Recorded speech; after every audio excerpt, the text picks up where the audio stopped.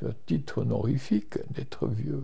On a vécu une période charnière. Il y a un avion allemand qui a été abattu au-dessus de Sainte-Croix par des avions de chasse suisses. On avait retrouvé des balles de mitrailleuses. Si tu pouvais me dire une leçon que tu as appris dans la vie.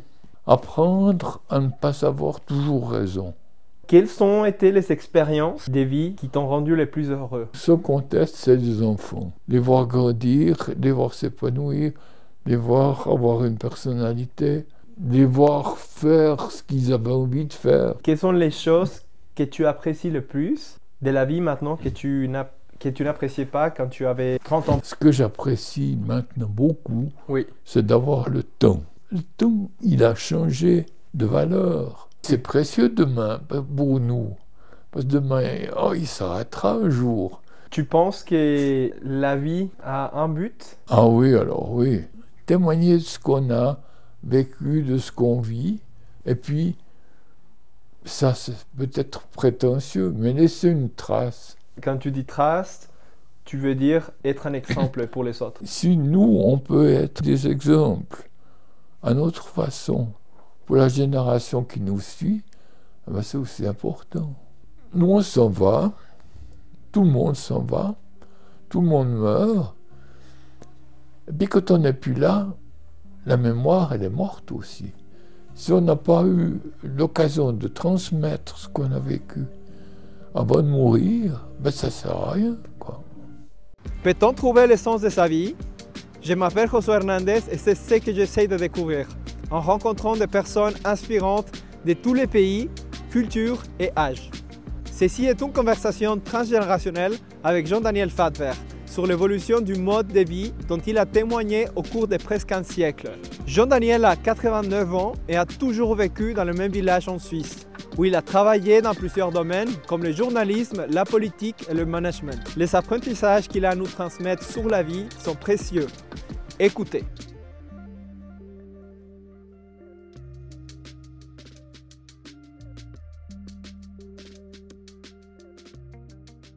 C'est vraiment cool, vraiment sympa qu'on puisse faire avoir cette conversation parce qu'il y a pas mal de choses que j'aimerais te demander. Oui. Je pense que des fois, notre génération passe pas assez de temps à parler avec les gens des autres générations, les vieux, des gens des autres générations. Faut dire les choses comme elles sont. Oui, c'est ça. Ah oui, mais le vieux, c'est un titre honorifique d'être vieux. Pourquoi tu penses que c'est un titre honorifique? Il y a plein mal de gens qui n'aiment pas être vieux. Mais moi, je prends comme ça parce qu'on a vécu des tas de choses, quoi, forcément. Tu as 90 ans, c'est ça? J'aurai 90 ans. Tu auras 90 ans au mois de février. En février. Ouais. Maintenant, tu as 89. 89. Et tu te considères fier d'être vieux. Oui, tout à fait. Oui. Excellent. Bon, quand on allait commencer l'entretien, il a Corée qui a mentionné que tu changes de côté pour que tu ailles la peinture qui est derrière toi. Oui. Parce que c'est ta peinture préférée derrière toi. Oui. Est-ce que tu pourrais me parler un petit peu de cette peinture? Qu'est-ce que c'est, cette peinture? Cette peinture, c'est une œuvre d'un monsieur qui est venu à passer son temps et qui faisait partie des peintres, ce qu'on appelle l'école de Sainte-Croix. Parce qu'ils se sont trouvés plusieurs peintres. Il y avait René Villard, il y avait Jules Jacquard, il y avait... c'était, je sais pas, 6 comme ça, qui ont pris des cours de Robert Fernier, qui est un peintre de Pontarlier, enfin de la région de Pontarlier, qui venait donner des leçons de peinture. C'est pour ça qu'on a appelé l'école de Sainte-Croix. Et M. Bugnon, s'appelait M. Bugnon, faisait partie de cette équipe-là, quoi. Et un jour, il me dit, il te faudra passer chez moi, j'ai trouvé un tableau, ta maison. Alors, je suis tout de suite allé avec chez lui.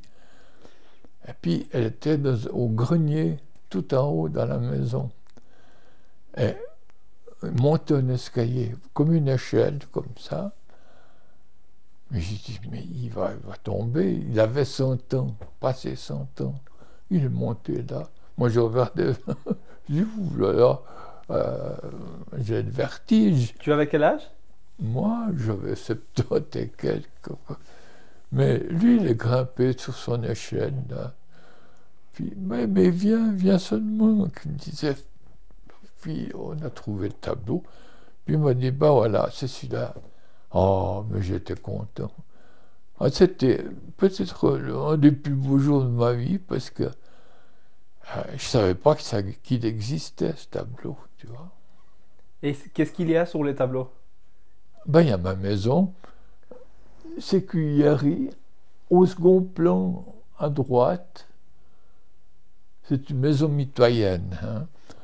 Elle était partagée en 2 propriétaires. Nous, on étions propriétaires de la partie droite, quand on regarde le tableau, et puis il y avait un autre propriétaire. Et puis cette maison, elle a brûlé en 1960. Il y avait un incendie, elle n'était plus à nous. Mon père l'avait vendue au mois de mai, et elle a brûlé au mois d'octobre, la même année. Parce que la personne qui avait acheté l'autre partie de la maison ne voulait pas venir habiter là. Enfin, madame plutôt. La dame, l'épouse du propriétaire. Et puis, on dit qu'il a payé quelqu'un pour mettre le feu à la maison. Quelle histoire! Quelle histoire, hein? Alors moi j'étais très reconnaissant parce que mes parents n'étaient plus propriétaires que ça a brûlé. Parce que ça aurait été terrible pour eux de finir. Mon père avait 69 ans à l'époque. 60 plus, ouais. C'était été terrible pour eux. Hein. Complètement. Mais quand tu dis que c'est ta maison, ça veut dire que c'est la maison où tu es né. Ouais. Tu es né, tu n'es pas né dans un hôpital, tu es né non, je suis dans né, la maison. Je suis né à l'hôpital d'Orbe, Okay. mais j'ai été 7 jours à peu près à l'hôpital à Orbe. Puis après, ma mère est rentrée d'Orbe, je suis venu habiter là-bas. Et j'ai habité là 20 ans en gros. Quoi. 20 ans. Ouais. Quand tu avais 20 ans, vous avez déménagé ailleurs. Non, c'est-à-dire que moi, je suis parti de la maison d'abord pour me former, pour faire l'apprentissage. J'ai été en internat 1 année, après 2 ans d'apprentissage, puis après 1 année de stage en Suisse alémanique. C'est pour ça que je suis parti de là. Et je suis revenu à Sainte-Croix le 1er décembre 1955. Depuis lors, je n'ai plus bougé de Sainte-Croix. Ok. 1955, tu vois. Bah tiens, ça fera 70 ans l'année prochaine. Hein, juste. Oui.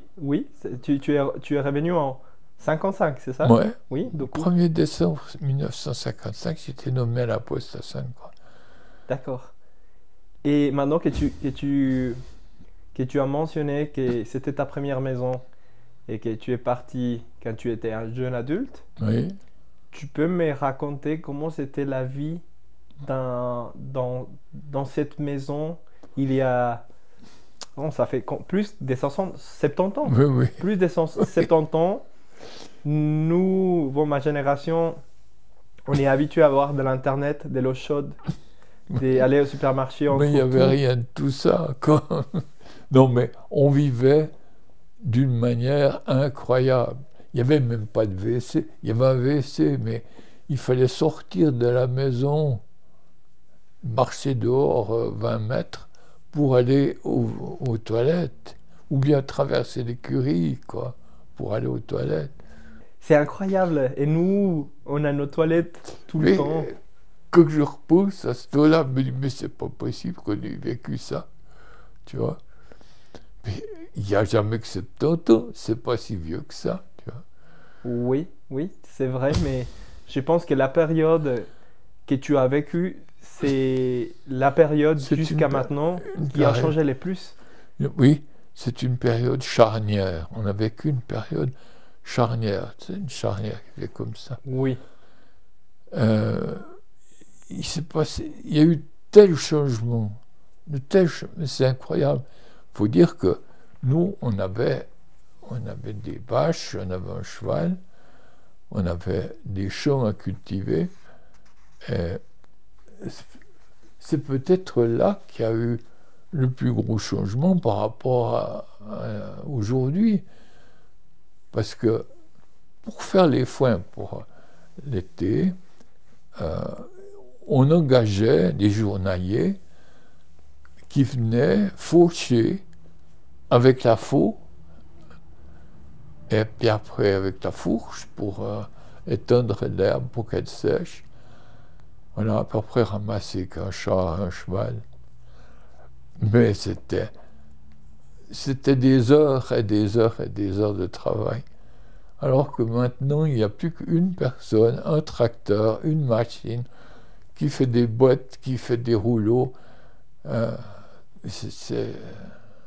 Et pour nous, la période des foins, c'était extraordinaire parce que on avait ces gens qui venaient, ils venaient un peu comme en vacances, si tu veux, pour les changer. Ils venaient des fois à pied depuis Huitboeuf, depuis par là. Et on allait où ils venaient à la gare, et puis on allait voir au train s'il arrivait des faucheurs, des gens qui cherchaient du travail. Ils disaient, oui, venez. Puis ils venaient en général pendant plusieurs années de suite. On a gardé pendant longtemps des très bons contacts avec certains, quoi. maintenant qu'on fait plus ça, on peut dire que la vie est plus simple parce que on a réussi à augmenter on va dire, la Oui, productivité. bien Et sûr, mais c'est complètement différent. Mais alors, une chose extraordinaire, oui, c'est que le prix du lait a été divisé par 2 depuis l'époque où j'étais enfant. ça coûte la moitié Ça coûte la moitié, maintenant. ouais. Et puis, il faut produire. Il faut acheter du fourrage qui vient du Brésil, du soja, je ne sais pas quoi. Parce que, à la place de payer le lait 1 franc, on le paye autour d'1 franc, il le paye 50 centimes maintenant. C'est incroyable. Donc, C'est effrayant. en réalité, la vie est moins chère maintenant. Pour ça, oui. Ouais, pour ça. Il y a d'autres choses qui sont plus chères, bien sûr. Ah oui. Mais en réalité, on peut dire que la vie, elle est plus facile. Maintenant, on a nos toilettes qui sont dans la maison. Ouais. De l'eau chaude, ça c'est aussi quelque chose. On a une chambre de bain, on n'a pas de chambre de bain. On se lavait à la cuisine dans une grande bassine comme ça, en zinc, en métal. Puis on chauffait de l'eau sur le fourneau, sur le potager, comme on disait. Oui. Et chez nous, il y avait encore la grande cheminée. On avait bouché avec une tôle, mais si tu tirais la tôle, tu voyais le ciel directement, comme ça. Le ramoneur, il montait sur le fourneau avec une petite échelle. Après, il montait, il ouvrait la tôle comme ça, il montait dans la cheminée, et puis il refermait la tôle, puis après il montait comme ça, tout le long de la cheminée en grattant. Et puis après, il redescendait. Mais c'était terrible. Terrible. Et ça, c'était pour chauffer l'eau qu'après vous utilisez. Pour se baigner, pour tout, quoi. Pour le bétail, parce que l'hiver, il faisait trop froid. On ne pouvait pas donner de l'eau froide. Il fallait mettre un petit peu d'eau chaude dedans. Incroyable. Pour que les vaches ne soient pas malades, quoi. Oui, c'est vrai. Parce que les vaches pouvaient tomber malades, c'est vrai. Oui, les vaches, on les abreuvait dans des grands bidons comme ça. Et on mettait sa d'eau chaude, puis le reste d'eau froide, puis ça faisait juste tempérer comme ça. Juste pas gelé, quoi, hein, parce que c'est très froid. Hein. Et ce qui est incroyable, c'est que si maintenant la vie est plus simple, même si la vie est plus simple maintenant, on n'est pas forcément plus heureux qu'avant. Mais je dis pas qu'on était heureux. C'est quoi le bonheur, tu vois? Oui, On peut encore discuter de ça. Hein. bien sûr. Euh, il fallait beaucoup travailler. Hein. Beaucoup travailler, parce qu'on avait peu de moyens. On avait 6 vaches, un cheval, et pendant toute la guerre, mon père a été chercher du bois en forêt que les gens avaient acheté à la commune et qu'il fallait amener devant la maison pour le scier, le couper, le rentrer. Et moi j'allais avec lui sur un char. Alors pour 4 stères de bois, il nous fallait une journée pour l'amener à la maison depuis la forêt, certains. Hein. Il y a des fois qu'on ne pouvait pas tout mettre sur le char, c'était trop lourd pour le cheval. Alors on déchargeait une place, puis on repartait chercher l'autre moitié, on remontait, on rechargeait ce qu'on avait déchargé, puis après on descendait au village pour porter. Puis tout ça, peut-être que pour 10 francs, quoi. Hein. On passait toute la journée, les deux, à la forêt pour chercher du bois. Oh, non, mais c'est... Alors, bon, c'est quelque part le bonheur, oui, parce que moi, je me rappelle d'avoir passé des heures assis tout en haut, perché sur le char, sur le bois, et il y avait l'odeur, parce que les roues, elles n'étaient pas avec des pneus, elles étaient avec des cercles en fer. Et puis quand on freinait, on bloquait les roues, et puis ça glissait comme ça sur la pierre, et ça sentait la pierre, la pierre oui, brûlée. Maintenant, on sent les pneus brûlés. Avant, c'était la pierre brûlée. Oui, mais c'était extraordinaire. Depuis le Montbaume, tu vois, on descendait comme ça. Mais c'était terrible. C'était terrible. Tu te rappelles comment la vie a changé pendant la Deuxième Guerre mondiale? Oh oui, c'est parce que on habite tout près de la frontière. Hein. Alors, par exemple, il y a un avion allemand qui a été abattu au-dessus de Sainte-Croix par les avions de chasse suisses. Il avait dépassé la frontière et il s'est écrasé à Huitboeuf, près du village de Huitboeuf. Les 2 occupants ont été évidemment tués à ce moment-là. Ils sont enterrés à Sainte-Croix, je crois. Il y a une pierre à Sainte-Croix qui rappelle ces Allemands qui ont été abattus dans leur avion au-dessus de Sainte-Croix. On avait retrouvé, près de l'école où j'allais, à La Sagne, on avait retrouvé des balles de mitrailleuses. Quand tu étais un enfant, que tu allais à l'école, oui, tu as trouvé des balles de mitrailleuses. Oui, quand ils avaient abattu l'avion, là.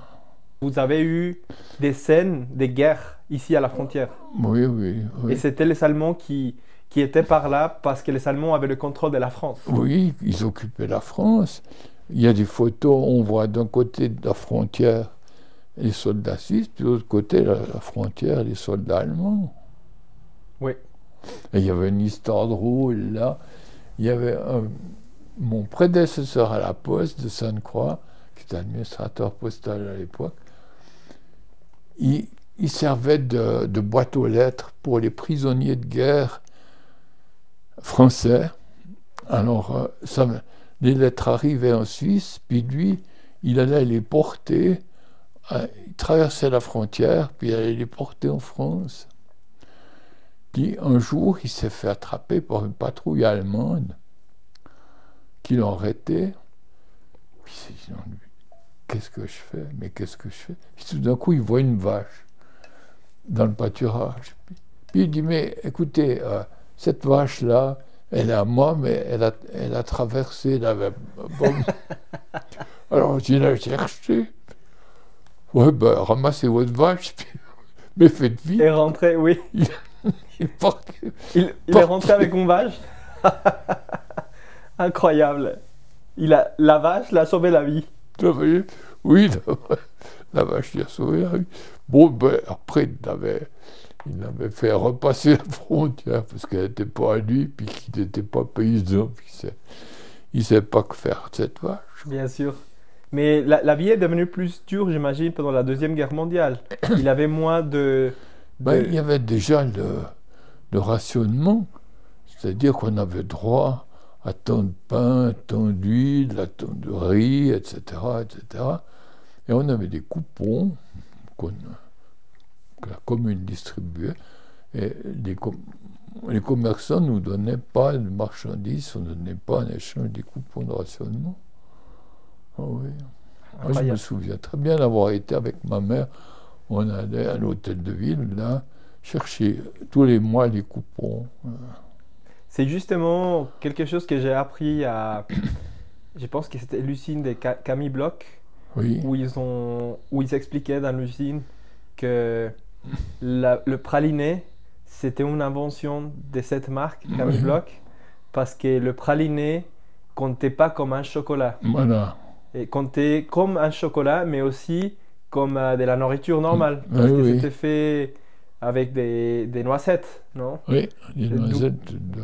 Du coup, ils ont réussi à vendre plus de chocolat praliné parce qu'ils pouvaient prendre les coupons des bonbons, mais aussi les coupons des nourritures normales. Non? Voilà. Et c'est comme ça qu'est né le praliné. Voilà. Il y a pas mal de choses qui ont fait que la vie change pendant la Deuxième Guerre mondiale. On avait la chance d'avoir des vaches, donc on avait du lait, on avait de la crème.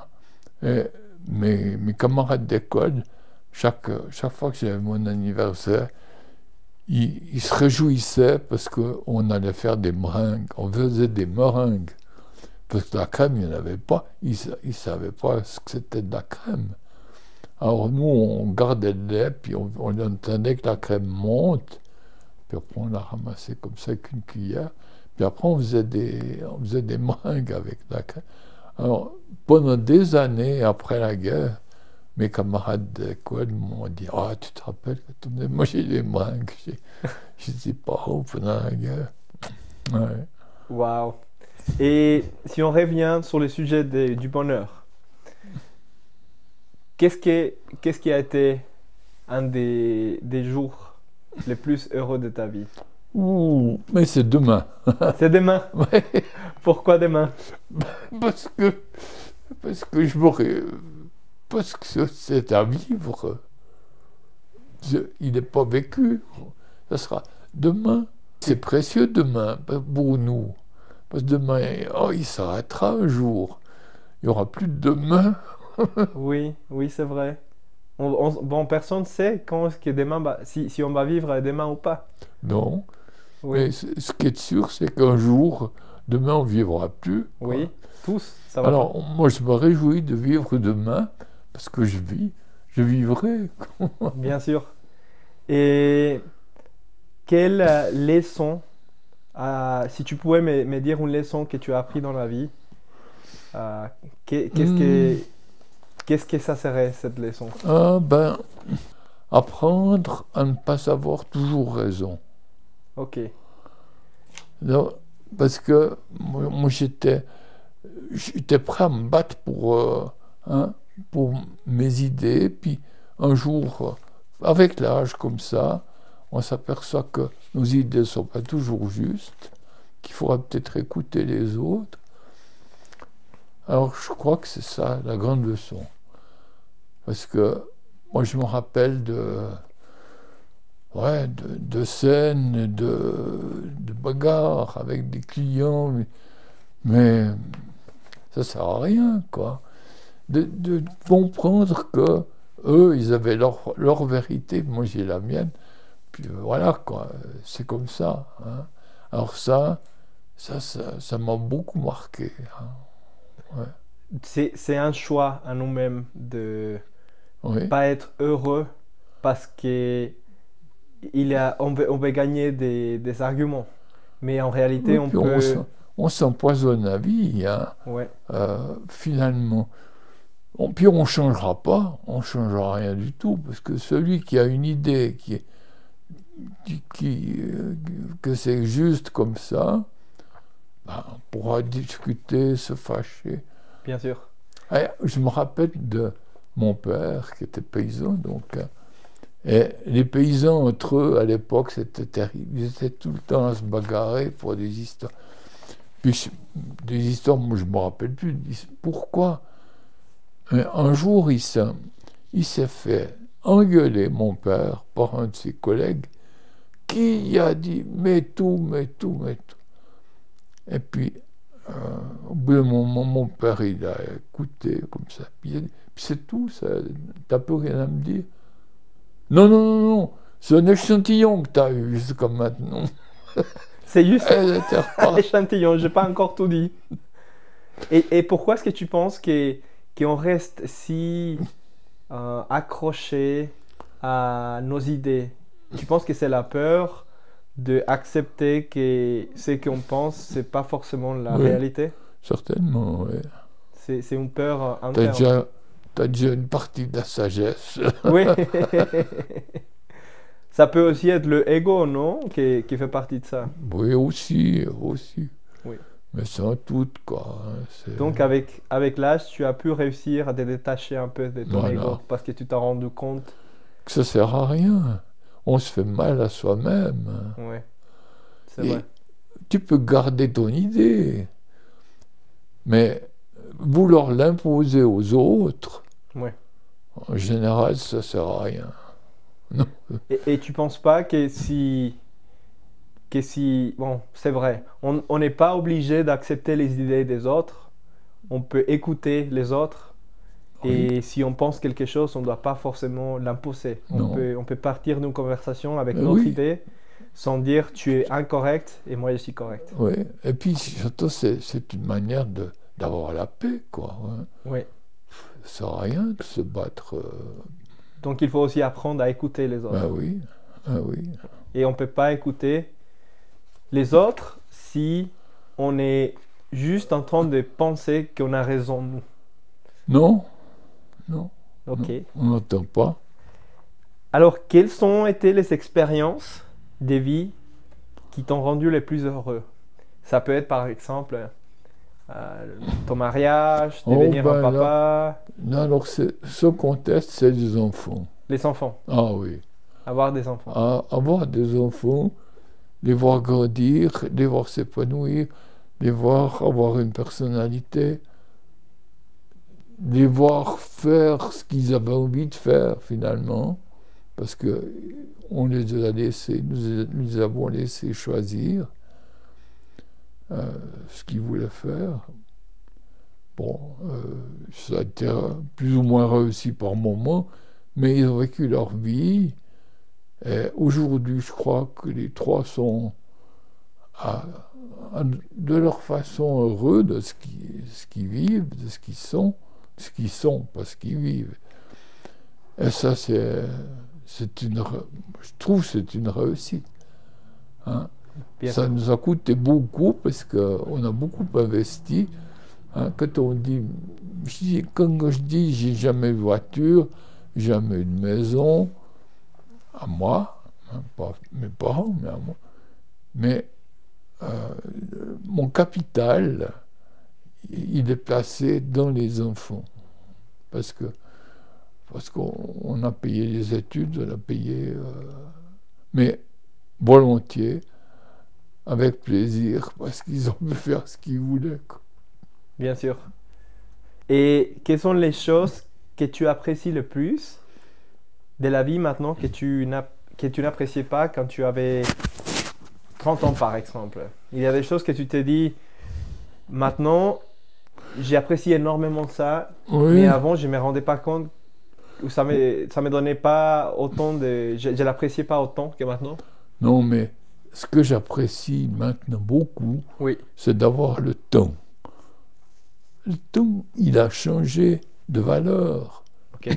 Il n'a plus du tout la même valeur qu'il avait avant, parce que si un jour je décide que je ne vais rien faire, ben je fais rien. Ben, tant pis, ben, personne ne me dira rien. Bien sûr. Et des fois, tu les fais? Des fois, je fais, ou alors pas un jour entier, mais 1 heure, je fais ça. J'ai rien apporté, j'ai rien construit, mais j'ai réfléchi, j'ai écouté, j'ai lu, je sais pas quoi. Mais j'ai le temps, j'ai le temps. Et puis bon, ben, si je ne mets pas le réveil, je ne mets jamais de réveil. Donc, si je me réveille à 8 heures, ben, je me réveille à 8 heures. Si je me réveille à 9 heures, ben, je me réveille à 9 heures. Ben, tant pis, quoi, c'est comme ça. Avant, tu voyais pas la vie comme ça. Non. Mais la vie avant, elle était réglée par le travail. Parce que. Il fallait se lever à telle heure pour aller oui, travailler. il fallait se lever à 6 heures parce que 7 h moins quart, il fallait être au boulot. Mais à la fin de ma carrière, en tout cas, j'ai tout connu comme horaire. Hein. En temps, je commençais à travailler à 10 heures le matin, mais jusqu'à 8 heures le soir. C'était affreux, quoi. Toute la journée, oui. Bon. Et maintenant, comment tu aimes bien investir ton temps? Comment tu aimes bien passer ton temps? Oh, ben, mon temps passe beaucoup dans la lecture. Ok. Beaucoup, beaucoup dans la lecture. Je dévore des piles de journaux. Je n'ai toujours en retard. Mais je crois que c'est ce qui me prend plus de temps. La télévision, un peu, mais pas tellement que ça. Il y a des jours où je ne l'allume pas. Parce que tu lis beaucoup de journaux, parce que tu as une passion pour le journalisme. Tu as été journaliste Ben, toi-même. Pendant 12 ans, à partir de ma retraite, j'ai travaillé comme correspondant du journal local, comme on appelait ça rédacteur du journal local. Et j'ai écrit plus de 800 articles en 12 ans pour le journal local. Et j'ai toujours aimé beaucoup écrire, depuis l'école, disons. Pourquoi est-ce que tu aimais autant Je ne écrire? sais pas. Ça, je ne pourrais pas l'expliquer. C'est un sentiment que tu as quand tu écris qui fait que tu aimes l'écriture? Je ne sais pas. J'ai des mots, toujours aimé les mots. Non, c'est comme ça. Il y en a qui aiment les mathématiques. Moi, j'ai détesté les mathématiques, mais j'adorais écrire. Parce que le fait d'écrire te faisait sentir bien. Oui, je pense. J'ai écrit beaucoup de lettres un temps, j'ai écrit un journal, oui, j'écrivais tout le temps, quoi. Je crois que tous les jours, pratiquement tous les jours, j'écrivais quelque chose.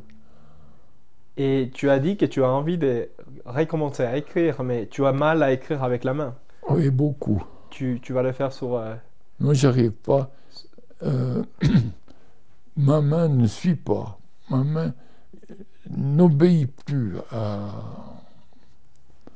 Tu peux prendre le stylo, mais ta main ne fait pas ce que tu lui dis de faire, c'est ça? Non, non, c'est illisible, c'est affreux, quoi. Enfin, on m'a toujours dit que j'avais une écriture. Non, pas toujours, mais j'étais à l'internat et le prof de français m'avait dit « Vous avez une écriture d'illettré ». C'est pas une façon de motiver un élève. Je crois même que c'est écrit sur un de mes cahiers. Non. Vous avez une écriture d'illettré. Et c'est vrai que j'écrivais comme une poule, quelque chose d'affreux, quoi. Et ce qui est incroyable, c'est qu'écrire, même si ta prof t'avait dit que tu avais une écriture comme ça, c'est devenu une passion pour toi d'écrire. Oui, mais c'était déjà une passion. C'était déjà une passion. Mais le graphisme, il y a une différence entre écrire, c'est-à-dire sortir, mettre par écrit ses pensées, et puis écrire, tenir le stylo, et puis de dessiner des lettres. C'est deux choses différentes, quoi. Hein. Alors moi, dessiner des lettres, j'ai jamais été fort. Même à l'école, on avait des exercices d'écriture, mais c'était affreux. Moi, j'arrivais pas. Mais alors écrire, raconter des histoires, raconter ce que j'ai vécu, ça, alors oui, mais... Bien sûr, bien sûr. Et une autre question que je voulais te poser, c'est quelles sont les choses qui t'inquiètent le plus maintenant? Il y a, par exemple, les nouvelles, entendre ce qui se passe en Ukraine ou en Israël. Oui, ou, d'accord. ou Oui, personnellement à toi, des choses qui t'inquiètent, ta santé. Je dirais, tout m'inquiète et rien ne m'inquiète. Ok. Tout, parce que il y a des tas de menaces qui pèsent sur la civilisation, sur la raréfaction des matières premières, tout ce qu'on peut imaginer, la pollution, etc. Tout ça est très inquiétant, mais rien ne m'inquiète, parce que de toute façon, je sais que je ne les verrai pas. En réalité, on va tous mourir un jour. Et Ben, toutes les inquiétudes qu'on a maintenant, ça c'est sûr, ouais.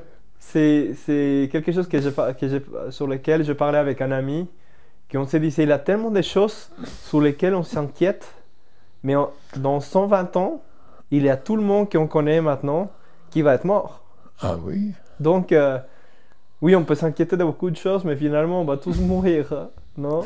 Mais tu comprends que quand on est à 90 ans, on est plus près de la mort, théoriquement, qu'à 20 ans. Bien sûr. Hein? Donc, à 90 ans, on se dit que ça sert à rien de s'inquiéter, de toute façon. Oui. Je ne vivrai pas. Oui. Hein? Égoïstement. Mais ça, c'est égoïste. Alors... Pourquoi tu trouves égoïste? Ah ben parce qu'on se dit les autres, mais ils ont qu'à se débrouiller. Mais tu peux pas, de toute façon, tu peux pas le résoudre, même si tu avais... Non, c'est rond. Mais on pourrait s'inquiéter, quoi. On peut s'inquiéter pour les autres. Mais pour soi-même, ça sert à rien. Parce qu'on ne sera pas là. Et tu penses que la vie a un but? Ah oui, alors oui. Oui. La vie, moi je vois deux choses. Il y a déjà témoigner de ce qu'on a vécu, de ce qu'on vit, oui, parce que tout le monde ne vit pas la même chose, tout le monde n'a pas vécu les mêmes choses, une question d'époque aussi. Alors témoigner, ça me paraît être un but de la vie, et puis ça c'est peut-être prétentieux, mais laisser une trace, tu vois, laisser une trace dans ses proches, dans ses amis, dans ses connaissances, dit oui, ah bah oui, ah mais truc muche, machin, oui, il a fait, tu te rappelles, voilà. Il n'est plus là, mais il a laissé cette trace-là, tu vois. Tu as un exemple d'une trace que quelqu'un autour de toi a laissé ou que tu as laissé? Ah ben oui, parce que il y aurait dans notre façon de vivre déjà, tu vois.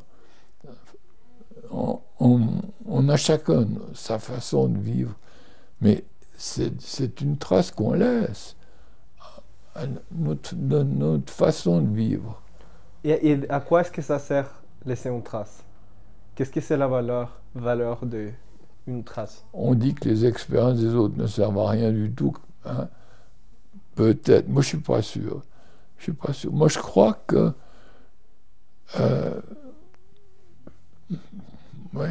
si on a vécu des choses fortes et qu'on les a vécues honnêtement, qu'on a essayé d'être correct toujours, de pouvoir regarder les gens en face, tout le monde, c'est important ça. Eh ben, ça c'est c'est laisser une trace aussi, c'est ça. Quand tu dis ça, la première chose à laquelle je pense, c'est de parler avec la vérité. Oui. Et tu penses qu'être quelqu'un qui dit la vérité, être transparent, ça laisse déjà une trace qui est positive pour l'humanité. Ça c'est une trace qui est positive. Et il y a aussi la façon de vivre. Si tu rentres tous les jours ivre mort à la maison, eh ben, tu laisseras une trace, mais ce ne sera pas une très jolie trace. Tu vois. Donc, quand tu dis trace, tu veux dire un exemple. Oui. Que le but de la vie, oui. un des buts de la vie, c'est d'être un exemple pour les autres. On a tous connu des gens qui ont été pour nous des exemples. Oui. À leur façon. Et si nous, on peut être aussi des exemples à notre façon pour la génération qui nous suit, ben c'est aussi important. Ok, oui, complètement, je suis d'accord avec ça. Ouais. Très, très profond. On a tous des compréhensions différentes de qu'est-ce que c'est le but de la vie. Oui. Mais l'entendre de quelqu'un qui a vécu 90 ans, pour moi, c'est quelque chose de très précieux. Et moi, je vais garder ça avec moi toute ma vie. Et je vais essayer d'être un exemple pour les gens autour de moi. Merci beaucoup, grand-papa, de m'avoir raconté toute ton histoire. Et peut-être on pourra le faire une deuxième fois pour que tu me racontes plus de choses. Tu as beaucoup de choses. Un petit échantillon. Oui, exactement. Un petit échantillon. On a besoin de plusieurs jours d'entretien pour oui, certainement. Oui. pouvoir... oui, parce que, écoute, oui, il y aurait des trucs incroyables à raconter. Et ça, c'est la mémoire, tu vois. Parce que nous, on s'en va, tout le monde s'en va, tout le monde meurt. Et puis quand on n'est plus là, la mémoire, elle est morte aussi. Si on n'a pas eu l'occasion de transmettre ce qu'on a vécu avant de mourir, ben ça ne sert à rien, quoi. Oui. Voilà. C'est vrai qu'on ne sera pas là. La seule façon de laisser quelque chose, c'est à travers les autres. À travers les autres, à travers ce qu'on aura dit, ce qu'on aura écrit. Voilà. On dira, ah oui, il avait pensé ça. Ah, oui. Tu vois, comme ça. Oui. Bon, c'est fantastique. Merci beaucoup. Voilà. Et Jean-Daniel, c'était incroyable cette conversation. Voilà.